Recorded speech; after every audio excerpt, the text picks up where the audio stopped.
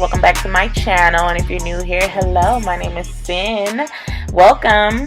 So Superbwigs did send me this wig to do a coloring tutorial for you guys, so that's what we're gonna do here. This is a silky straight 613 wig. It is 13 by 6 parting space. It does have 4 combs, and it did come with an elastic band, but during this video I did cut it off because, you know, my head is big and that little elastic band was not going to fit my head. Okay, this is 150% density wig. That is the thickness of the wig, and it is a 12-inch. all right, so the first thing we are going to do is tone out the yellowness on this wig. All right, so I want to take the yellowness out of the hair because we are watercoloring, and I do not want the yellowness to seep through or mess up the outcome of the color. So I did use warm water, and I filled half of my bucket up with the warm water, and I put about a cap and a half full of the shampoo in there. Now this is a very strong shampoo. I would suggest you guys use Shimmer Lights or the generic version from Sally's, because this shampoo is so strong it will turn your hair gray super quick. But I didn't mind the grayness, only because I'd rather it be gray and have a gray undertone than have a yellow undertone, if you know what I mean. So I'm gonna submerge the wig thoroughly in the water and take away all the yellowness that's on this hair.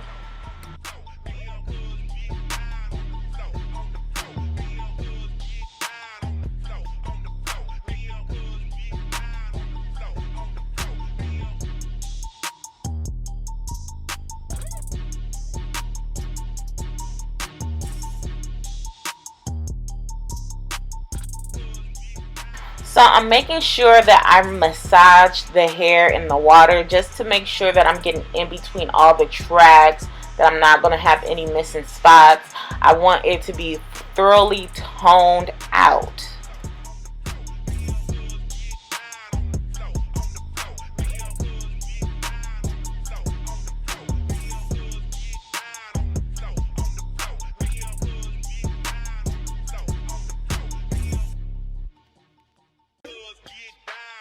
So after I finish toning it, I am going to take some cool water and rinse out the hair. I do want to take all the soap out of the hair because now we're going to go into watercoloring, and I don't want anything that's going to mess up the coloring process. So make sure you rinse out the hair thoroughly to take off all the soapy water, soapy hair. Just make sure that it's clean, and then we're going to start with the watercolor method. So I am going to pour out the residuals of the purple shampoo toning, and I am going to fill my bucket back on up, and I am going to use these 2 colors from the TINTATION line. You guys know how I feel about the TINTATION line. Like, if you're going to use 613 hair, then I definitely suggest this brand of hair color. But if you're using if you're bleaching your hair and you want to use the TINTATION line, I wouldn't suggest that. So only use the TINTATION line with 613 hair. All right, so I'm gonna take Orchid, and I put I want to say half a bottle in this bucket right here, and I'm still using warm water, and I'm just going to keep filling it up and mixing it up until I use half of a bottle. And once I do that, I'm going to start dipping the roots of the wig and the lace in the water, just so I could get that two-toned hair look.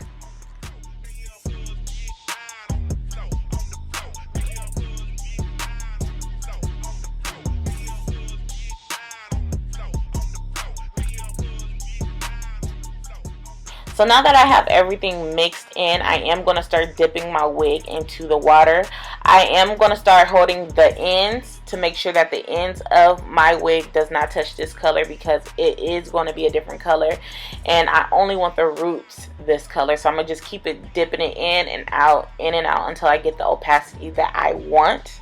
Alright, and so it's up to you in your discretion to feel how deep or you want this color or your hair to be in general, because we could have left it light and it could have been like a soft touch of purple and a soft touch of blue, and it really would have looked pretty. I think once I continue to wear this wig and washing it, it's going to fade into a nice soft pastel color. So again, I'm going to just keep dipping it in and out, making sure I hold the rest of the hair so it doesn't get colored, and just make sure it gets saturated how I want it to be.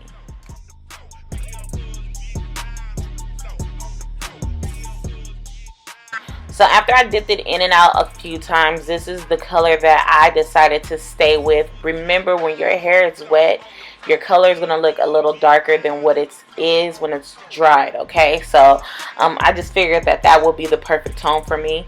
I did comb out the hair just so I could see the gradient, to see if I liked it, if it was acceptable, and just to see if the roots and the hairline was colored. This is a natural looking hairline, so I just wanted to make sure that everything was colored, because I did not want to go back and do this again.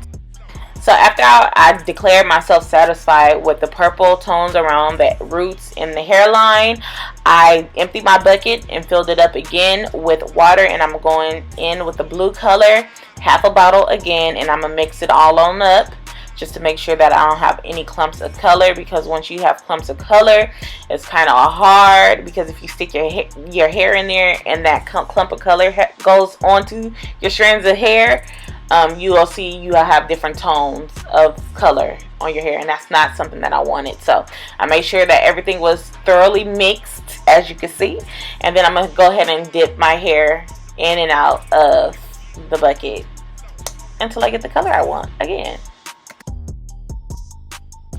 So I did make sure I didn't overlap each color, because if I was to stick the entire wig in this water with the blue color, my entire roots would turn like a deeper purplish blue, and that's not what I want. So, and I definitely don't want that in the mid shaft of my hair. So I just make sure that I did not overlap each color with that. So I just watched how far I was putting my wig in the water. But other than that, I massaged the ends of this hair, make sure I opened every section, each crevices, to make sure this color get on there so I can have an even color job, because like I said before, I did not want to go back and recolor this. And when you have thicker density hairs like 150, 180, it's easy to miss spots when you watercoloring. So you definitely want to massage your hair while it's in the water, just to make sure you are getting the color saturation that you are looking for. And I definitely want to say that this hair was definitely soft. I did not have any problems with shedding with this particular unit. I did pluck the hairline, even though it is a natural looking hairline straight out the box, but you know me, I like to go in and pluck it even more. And I was thoroughly surprised, because I'm real iffy when it comes to 613 hair, but I definitely believe that this company has a great quality of 613 hair to offer. Alright, you guys, so this is what the wig looks like, freshly watercolored. I did go in and, you know, decondition with my silicone mix. I always do that. I don't even care. Every wig is going to get this treatment, okay? I left it on for about an hour. I rinsed it out, blew dry it, and I straightened it. And this is what my wig looked like. She is very straight and flowy. Like I said, the quality of the 613 hair is actually really, really good. So I did tell you guys that I did go in and pluck the hairline. I just want to show you that I did that. And this is just basically the color of the hair. Would I recommend this particular hair to you guys? I would recommend this company 613 hair. Because I did put a lot of heat on it, like 450 degrees of heat on it, and it did not turn the hair color.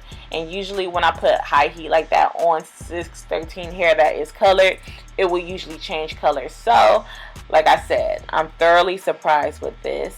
I did, you know, try to curl this hair. Curling it was fine. I just didn't like how it looked on me.